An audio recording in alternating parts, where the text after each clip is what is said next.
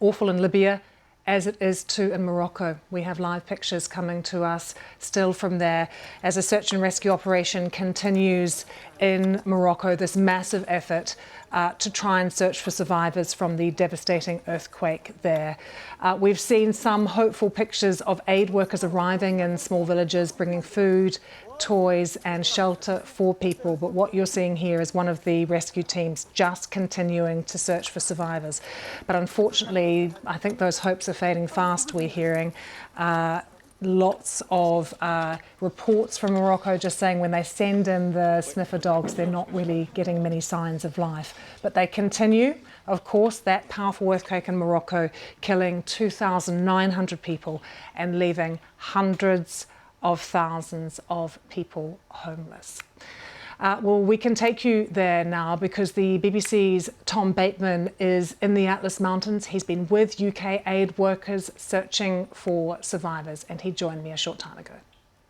Well, it has been here, Lucy, another desperate night for the survivors of this earthquake, a fifth night out in the open. And one of the things we've been witnessing is just the dearth of shelter, of tents for people. People are having to use blankets, tarpaulin, bits of timber, broken tree branches to try and take shelter. It gets very chilly in the high Atlas Mountains at night, and that is putting people at increased risk who are already, of course, very traumatized after the events of last Friday. Now, we've come to the town of Amsmiz. This is basically now a base of the mountains for the 4 international search and rescue teams who have been invited here by the Moroccans, the Moroccan military here as well. In the last few minutes, we've seen a helicopter take off.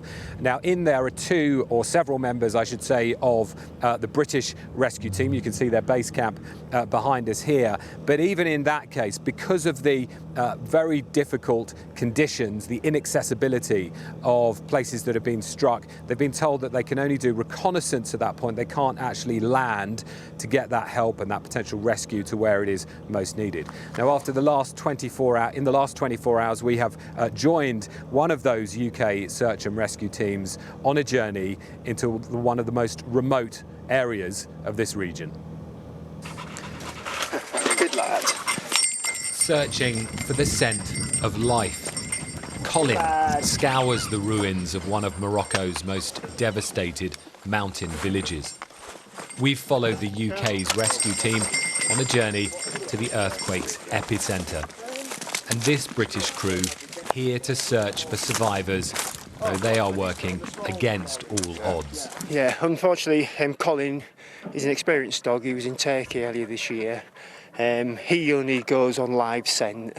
Unfortunately, there's been no indication, there's no interest, so unfortunately it doesn't look like there's any live casualties in this area. So now it's all about recovery. How do you cope with everything you know destroyed? Hussein digs out the remains of his home, hoping to get to his possessions and his family's clothes. I was here with my family. We were having dinner. The ceiling fell on me. It's God's decision. My brother died. There is nothing I can do. I'm just going to take my clothes out and go to the tent. And this is their home now. People are having to find a way to live with the foul air of death all around them. They say more than 100 were buried instantly when the quake hit here. The destruction is near absolute. Well, only the minaret of their mosque remains. Everything else, homes, streets, a whole community is reduced to this. It is overwhelming.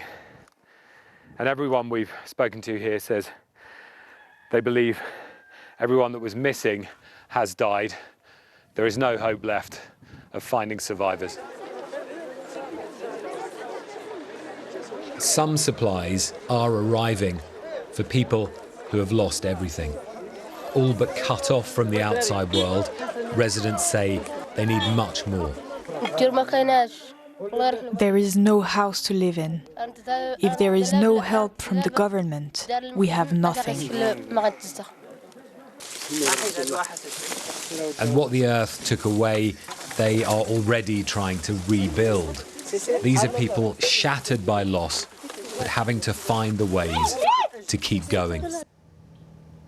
Tom, so we see that British team there, as you say, working against the odds, and then you're interviewing people who say they need much more help.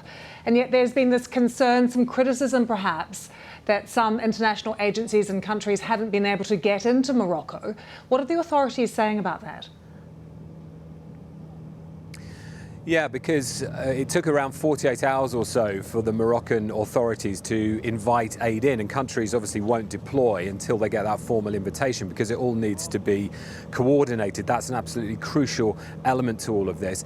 The Moroccan government itself has said that it is very much about that coordination as to why they've only invited those 4 countries in so far, saying they don't want to be overwhelmed and try to focus and target the response. But we've been hearing, up in the mountains repeatedly now complaints about a lack of official response, and particularly that issue about humanitarian aid. It's very much been volunteers, family, friends coming from Casablanca, from Marrakesh, and local charities and NGOs who have been helping people as far as we've seen. Now there has been, I think, in the last 24 hours or so, a much more visible presence of the Moroccan armed forces, especially in some of those more remote regions. We were seeing that yesterday. So clearly things are getting off the ground, but it has felt painfully slow.